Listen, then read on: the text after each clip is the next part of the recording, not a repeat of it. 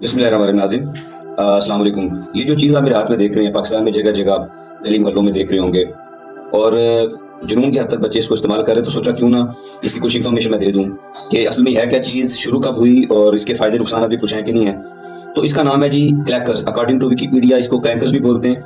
ये 1960 में यूरोप में इसको एक लोकल मेकर ने बनाया, और वहाँ से फिर ये इंडस्ट्रीज तक ये पहुँच गई, काफ़ी बड़े पैमाने पे ये बनना शुरू हो गई।